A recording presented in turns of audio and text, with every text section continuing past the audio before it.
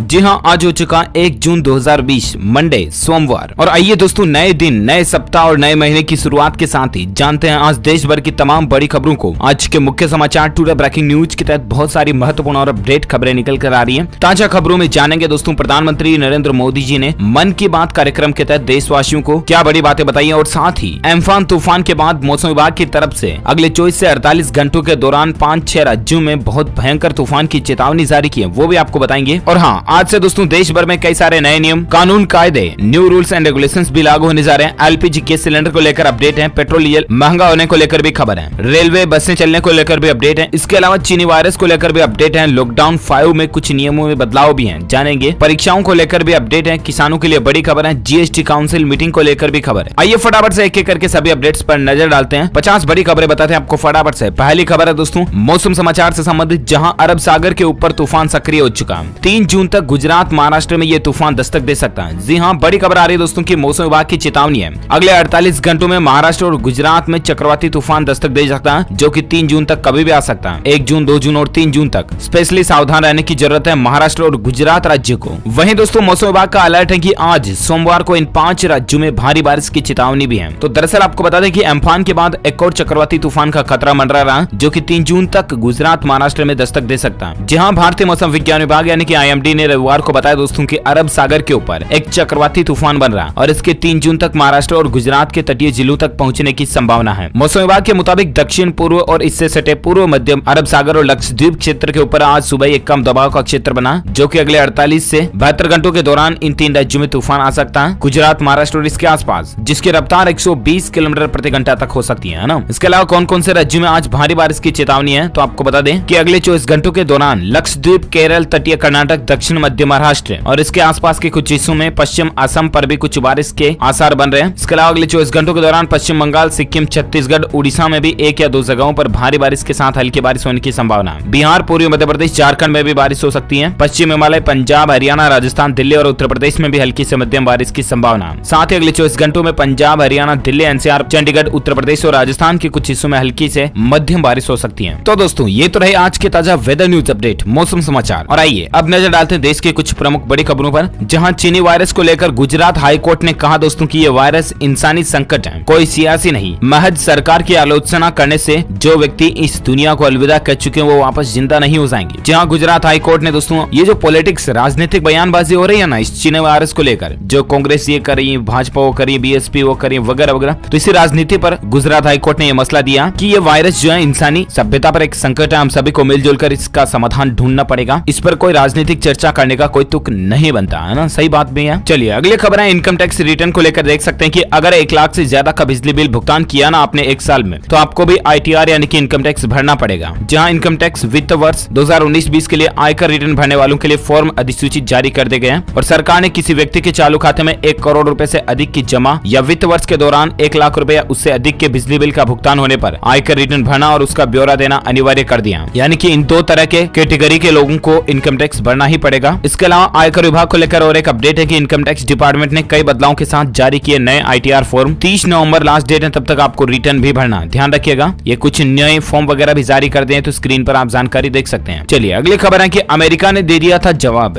भारत में virtual reality model से हुई मिस्र के एक बच्चे की हार्ट सर्जरी। जहां देखिए दोस्तों भारत की चिकित्सा पद्धति कितनी पॉपुलर होती जा रही है, इसका अंदाजा आप इसी बात से लगा सकते हैं कि जिस बच्चे की हार्ट सर्जरी करने के लिए अमेरिका ने भी जवाब दे दिया था कि नहीं होगी हमसे, उसको भारत में वर्चुअल रियलिटी मॉडल से उसकी हार्ट सर्जरी कर दी गई। तो दोस्तों इससे पूरे भारत का दुनिया में नाम रोशन हुआ। ये संपूर्ण भारतीय नागरिकों के लिए, हिंदुस्तानियों के लिए भी बड़े ही गौरव की बात है कि भारत में चिकित्सा पद्धति अच्छी होती जा रही है। अगर आप एक सच्चे भारतीय नागरिक हैं, इंडियंस हैं, तो इंडिया के लिए, हिंदुस्तान के लिए 1 लाइक तो बनता है। फटाफट से लाइक कर दीजिए दोस्तों। और ये आप देख सकते हैं चेन्नई के MGM हॉस्पिटल में हार्ट सर्जरी की गई 11 साल के बच्चे की, जो कि मिस्र का है ना। अच्छी बात है, लाइक कर दीजिए फटाफट से। और चलिए अपना आगे बढ़ते हैं अगले अपडेट में, जहां ट्राई ने यह क्लेरिफिकेशन दिया। आजकल आपको पता होगा, हाल ही में 1-2 दिन पहले मीडिया में ऐसी खबरें आई थी कि मोबाइल नंबर बदल सकते हैं, 10 से 11 अंकों के हो सकते हैं। तो ट्राई का ऐसा कहना है कि मीडिया में जो खबरें चल रही हैं, ऐसी कोई ट्राई की योजना फिलहाल नहीं है। ट्राई ने सिर्फ इतना कहा दोस्तों कि लैंडलाइन नंबर के आगे 0 लगाना कंपलसरी कर दिया जाए, इस तरह का डॉट को प्रस्ताव दिया था ना। चलिए अगली खबर है कि भारत और चीन सीमा विवाद पर बोले अमित शाह, मोदी सरकार अपनी अंतर्राष्ट्रीय सीमाओं को कमजोर नहीं होने देगी। तो दरअसल आजकल भारत चीन सीमा विवाद को लेकर ये कुछ मसला चल रहा है। इस पर रविवार को केंद्रीय गृह मंत्री अमित शाह ने कहा कि वर्तमान में सीमा विवाद को लेकर लेकर चीन के साथ कूटनीतिक और सैन्य स्तरीय संवाद चल रहे हैं और उम्मीद है कि इस मुद्दे को जल्द ही सुलझा लिया जाएगा। साथ ही पाकिस्तान को भी स्पष्ट चेतावनी देते हुए अमित शाह ने कहा कि भारत अपनी सीमा में किसी भी तरह का उल्लंघन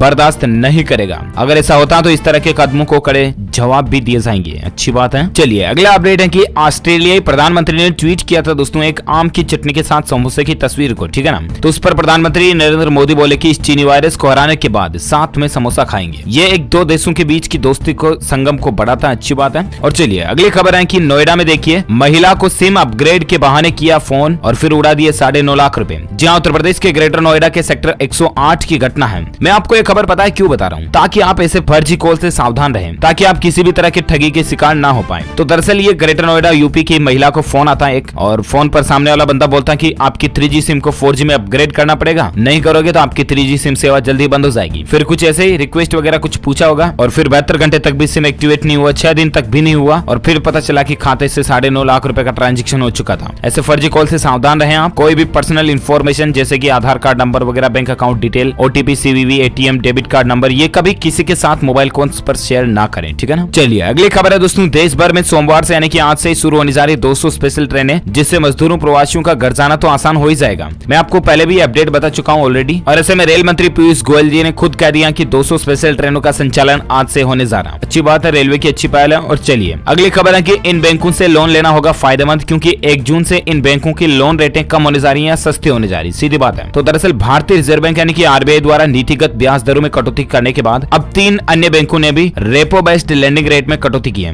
कौन कौन से बैंक हैं? UCO bank, bank of India और यूनियन बैंक ऑफ इंडिया, है ना। तो इन 3 बैंकों से दोस्तों अगर आप 1 जून के बाद लोन लेते हो तो आपको लोन पर इंटरेस्ट यानी कि ब्याज दरें कम चुकानी पड़ेगी, ठीक है ना। यूनियन बैंक ऑफ इंडिया ने 0.40% तक की कटौती की है। अब नई रेटें 6.80 हो चुकी है। 1 जून 2020 सोमवार से आज से लागू होने जा रही है, ठीक है। यूको बैंक ने भी ब्याज दरों में 0.40% की कटौती की है। अब नई रेट है 6.90। इसके अलावा बैंक ऑफ इंडिया ने 0.25% तक की कटौती MCLR में की है और उसके बाद सालाना ब्याज दर घटकर 7.70 हो गई, जो कि पहले 7.95 थी, ठीक है। तो इन 3 बैंकों से अगर आप लोन लेते हो 1 जून के बाद तो सस्ता पड़ेगा। चलिए अगली खबर है मन की बात कार्यक्रम कहता है दोस्तों, प्रधानमंत्री नरेंद्र मोदी ने प्रवासियों के पलायन पर कहा कि गांव, जिले और राज्य अगर आज आत्मनिर्भर होते ना तो इतनी बड़ी समस्या नहीं होती जो कि अभी आज हमारे सामने खड़ी है। जी हाँ, तो आपको बता दें दरअसल प्रधानमंत्री नरेंद्र मोदी जी ने लॉकडाउन के बीच तीसरी बार मन की बात कार्यक्रम से देश को संबोधित किया, ठीक है ना। उन्होंने कहा कि अर्थव्यवस्था का एक बड़ा हिस्सा खुल चुका है, यानी कि बाजार वगैरह खुल चुके हैं और ऐसे में हमें और भी ज्यादा सावधानी रखने की जरूरत है। 2 गज दूरी और मास्क लगाना यानी कि सोशल डिस्टेंसिंग और कवरिंग माउथ, ये दोनों ही चीजों में कभी ढील नहीं होनी चाहिए। हमारे देश की आबादी यानी जनसंख्या दूसरे देशों से काफी ज्यादा है और इसलिए हमारे सामने चुनौतियां भी ज्यादा है, लेकिन हमारे यहाँ काफी कम नुकसान हुआ, जो कि दोस्तों पॉसिबल हो पाया हम सभी की एक सामूहिक कोशिश, एकता के बलबूते पर ही। प्रधानमंत्री जी ने इससे पहले 29 मार्च और 26 अप्रैल को मन की बात की थी और साथ ही उन्होंने कहा दोस्तों कि ऐसा कोई भी वर्ग नहीं है जो कि इस चीनी वायरस की महामारी के असर से प्रभावित नहीं हुआ हो। गरीबों पर इसका सबसे ज्यादा असर पड़ा और शायद ही कोई ऐसा व्यक्ति होगा जो कि उनकी तकलीफ को नहीं समझेगा, क्योंकि पूरा देश उन्हें समझने में लगा हुआ, हर विभाग के कर्मचारी उनके लिए जुटे हुए हैं। 7 कुछ पॉइंट्स उनके मैं आपको फटाफट से बता देता हूँ, जिसमें पहला उन्होंने कहा कि देशवासियों की सेवा ही हमारी सबसे बड़ी ताकत है। दूसरा, लोगों के इनोवेशन पर भी उन्होंने कहा कि दिल छू गया, क्योंकि लॉकडाउन के दौरान सोशल डिस्टेंसिंग को रखने के लिए दुकानदार वगैरह कई सारे इनोवेशन आइडियाज लगा रहे हैं, पाइप के माध्यम से सामान देना वगैरह वगैरह।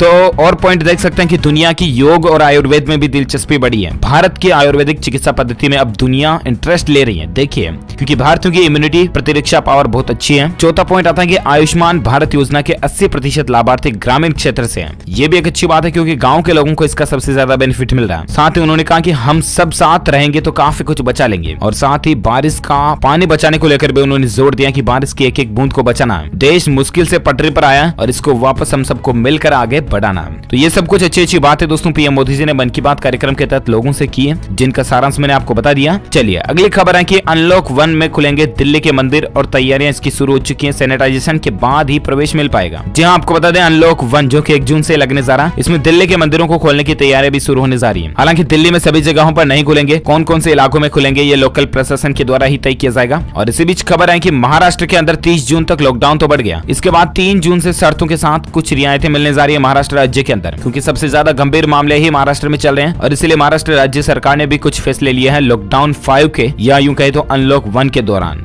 जिसमें महाराष्ट्र सरकार ने दोस्तों कुछ चरण बनाए हैं। पहले चरण में जो कि 3 जून से लागू होने जा रहा, इस दौरान सार्वजनिक जगहों पर बाहरी गतिविधियों की इजाजत होगी। इसके अलावा प्लम्बर, इलेक्ट्रीशियन आदि को छूट मिलेगी। दूसरा चरण 5 जून से शुरू होगा, दूसरे चरण के दौरान सभी बाजार दुकानें OD1 के आधार पर खोलने की अनुमति है। वहीं मॉल और शॉपिंग कॉम्प्लेक्स को खोलने की इजाजत फिलहाल नहीं है। टैक्सी, रिक्शा, कैब को 2 पैसेंजर के साथ इजाजत मिल जाएगी 5 जून से महाराष्ट्र में, है ना। तीसरा चरण महाराष्ट्र में लागू होगा 10 जून से, जिसमें निजी दफ्तर यानी कि प्राइवेट ऑफिस वगैरह को खोलने की भी इजाजत मिल जाएगी। किसी बाहर के जिले से आने जाने की इजाजत फिलहाल महाराष्ट्र में नहीं होगी। तो ये कुछ फैसले अमेरिकी गवर्नमेंट की तरफ से लिए गए, ठीक है। वहीं बात करें दोस्तों के चीनी वायरस को लेकर अभी कुल कितने आंकड़े पहुंच चुके हैं, तो दुनिया भर में अब तक 3,70,000 से ज्यादा लोग इस दुनिया को अलविदा कह चुके हैं, जबकि बेल्जियम के राजकुमार भी इस बीमारी से संक्रमित हो चुके हैं। वहीं दुनिया भर में इससे संक्रमित लोगों की कुल संख्या 61,53,000 से भी ज्यादा पहुंच चुकी है, हालांकि जिसमें से 27,34,000 से भी ज्यादा लोग ठीक हो चुके हैं। अमेरिका में अब तक 1,05,000 से भी ज्यादा लोग इस दुनिया को अलविदा कह चुके हैं। ये तो दोस्तों ग्लोबल आंकड़े रहे। वहीं भारत की अगर बात करें तो भारत में इस समय तक स्वास्थ्य मंत्रालय के आंकड़ों के मुताबिक भारत में टोटल संक्रमित लोगों की संख्या 1,82,142 पहुंच चुकी है, जबकि 8,380 लोग जो है भारत में वो पिछले 24 घंटों के दौरान नए मामले देखे गए और 1,82,142 कुल संक्रमित हो चुके हैं, जिसमें से 89,955 लोगों का इलाज चल रहा है, जबकि 86,983 लोग ठीक हो चुके हैं। 5,164 लोग टोटल इस दुनिया को हमेशा के लिए अलविदा कह चुके हैं भारत से, है ना। तो ये तो रहे इंडिया की ताजा आंकड़े। और चलिए अब बात करते हैं चीनी वायरस के साथ ही देश और दुनिया की कुछ और बड़ी खबरों पर नजर डालते हैं, जहां एक और अपडेट है कि संक्रमित देशों की सूची में भारत 90 से 7वें स्थान पर पहुंच चुका है। 2 दिन से हर रोज 8,000 से भी ज्यादा नए मामले देखने को मिल रहे हैं भारत में, और इसलिए दोस्तों अब हमें और भी ज्यादा सचेत और सावधान रहने की जरूरत है। तो इस चीनी वायरस की खबरों के बाद दोस्तों अब नजर डालते हैं देश के कुछ और प्रमुख बड़ी खबरों में, जहां अपडेट देख पा रहे होंगे रिलायंस कंपनी की तरफ से एक नई पहल है। राइट्स इश्यू के शेयर धारकों की मदद के लिए रिलायंस ने चैटबॉट लॉन्च किया, जो कि व्हाट्सएप नंबर के जरिए काम करेगा। ये व्हाट्सएप नंबर भी आप देख सकते हैं, अगर आप रिलायंस के इन शेयर वगैरह में काम करते हैं तो इन नंबर का इस्तेमाल कर सकते हैं आप हेल्पलाइन के लिए। और चलिए अगली खबर है, NIOS एग्जाम की डेट शीट भी जारी हो चुकी है। National institute of open schooling के एग्जाम्स की तारीखें घोषित हो चुकी हैं। 10वीं और 12वीं की परीक्षाएं 17 जुलाई से शुरू होगी। ये देख सकते हैं आप, डॉक्टर रमेश पोखरियाल निशंक की तरफ से ऑफिशियली ट्वीट भी किया गया, टाइम टेबल भी आप देख पा रहे अलग अलग डेट्स के द्वारा। और चलिए अगली खबर है कि प्रधानमंत्री नरेंद्र मोदी मंगलवार को उद्योग जगत को संबोधित करेंगे,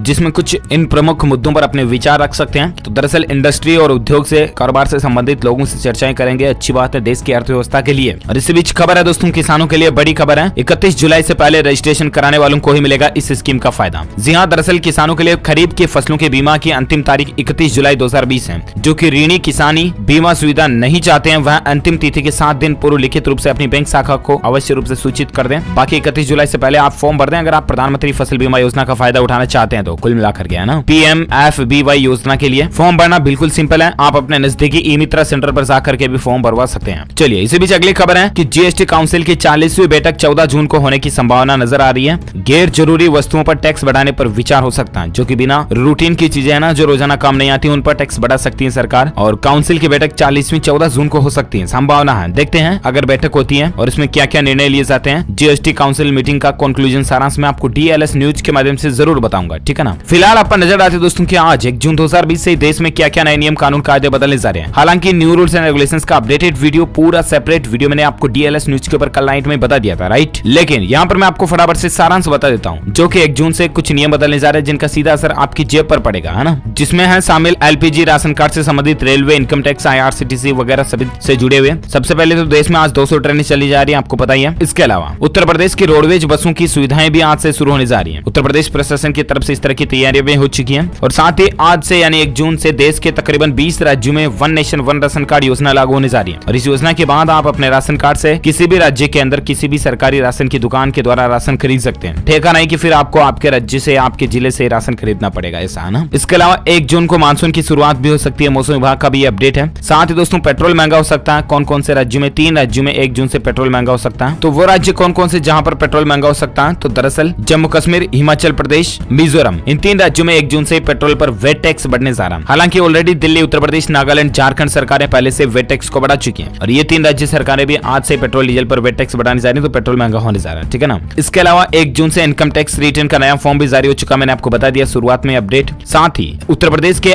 MNNIT की ऑनलाइन परीक्षाएं भी जून के महीने में शुरुआत होने जा रही है। आप ऑफिशियल पोर्टल पर जाकर के टाइम टेबल शेड्यूल चेक कर लीजिएगा। और साथ ही 1 जून से इस राज्य में मंदिर, मस्जिद, धर्मस्थल खुलने की भी संभावना है, जिसके अनुसार कर्नाटक सरकार ऐसा प्लानिंग बना रही है। इसके अलावा 8 जून से वैसे भी दोस्तों सभी राज्यों में देश में धर्म स्थल, मंदिर, मस्जिद वगैरह खुलने की केंद्र सरकार ही छूट दे चुकी है अनलॉक 1 के दौरान, आपको पता होगा। तेलंगाना में 12वीं की रुकी हुई परीक्षाओं की तिथि की भी घोषणा हो चुकी है। 12वीं क्लास की परीक्षाएं 3 जून को होगी। State board of intermediate education Telangana की तरफ तरफ से अपडेट है। साथ ही 1 जून से मिल सकेगा ई संजीवनी ओपीडी का लाभ। जहां पंजाब में स्वास्थ्य विभाग अब ई संजीवनी योजना से आम बीमारियों के अलावा जच्चा बच्चा सेहत यानी कि माताओं बहनों के लिए 1 जून से गायकोनोलॉजी सेवाएं मुहैया कराने की शुरुआत भी करने जा रही है। ये अच्छी बात है गर्भवती महिलाओं के लिए। गो एयर की उड़ानें 1 जून से शुरू होने जा रही है, बताई दिया मैंने आपको। साथ ही आज दोस्तों एलपीजी गैस सिलेंडर के रेटों में भी बढ़ोतरी या कटौती हो सकती है। 1 जून को दिन में क्या अपडेट आता है मैं आपको डीएलएस न्यूज के ऊपर सेपरेटली अलग से वीडियो में बता दूंगा, जिसमें HP gas, Bharat gas, Indian gas तीनों की ही नई रेटें आपको कंप्लीटली आज जानने को मिल जाएगी। तो आप डीएलएस न्यूज चैनल पर विजिट करके जरूर चेक कर लीजिएगा, ठीक है। 1 जून के बाद एसएससी का एग्जाम कैलेंडर भी जारी हो सकता है। साथ ही इन राज्यों और कॉलेजों में 1 जून से गर्मी की छुट्टियां पड़ने जा रही है। हरियाणा के अंदर कॉलेजों के अंदर 1 जून से गर्मी की छुट्टियां होने जा रही है, ठीक है ना। तो ये 1 जून से कई सारे बदलाव हमारे देश में लागू होने जा रहे हैं और भी इसका डिटेल जानकारी अगर आप जानना चाहते हैं तो उस वीडियो के नीचे लिंक में डाल चुका हूँ डीएलएस न्यूज के ऊपर, जो ऑलरेडी पब्लिश हो चुका है, न्यू रूल्स फ्रॉम 1 जून 2020, तो उसे जरूर चेक कर लीजिएगा, ठीक है ना। चलिए फिलहाल अगली खबर है कि डोनाल्ड ट्रंप ने सितंबर तक टाला G7 सम्मेलन, भारत समेत अन्य देशों को भी शामिल करना चाहते हैं। जी हाँ, अमेरिका के राष्ट्रपति डोनाल्ड ट्रंप ने G7 को पुराना बताते हुए जून में व्हाइट हाउस में होने वाले इसके शिखर सम्मेलन को शनिवार को टालने की घोषणा की है और फिलहाल इनकी प्लानिंग कुछ अलग बन रही है, देख सकते हैं आप। और चलिए अगली खबर है, निशान कंपनी अगले 18 महीनों में 12 नई गाड़ियां लॉन्च करने की प्लानिंग बना रही है, जिसमें पहली कार होगी निशान मैग्नाइट, जिसकी कीमत 5.5 लाख समथिंग हो सकती है। देखते हैं आगे क्या अपडेट आते हैं। चलिए अगली खबर है, मध्य प्रदेश के मुख्यमंत्री ने कहा कि प्रदेश में मजदूर कमीशन बनाया जाएगा, जिसमें छोटे काम करने वालों को 10,000 रुपए मिलेंगे। जी हाँ, आपको पता होगा दोस्तों कि पूरे देश के साथ ही एमपी राज्य में भी लॉकडाउन 30 जून तक बढ़ गया,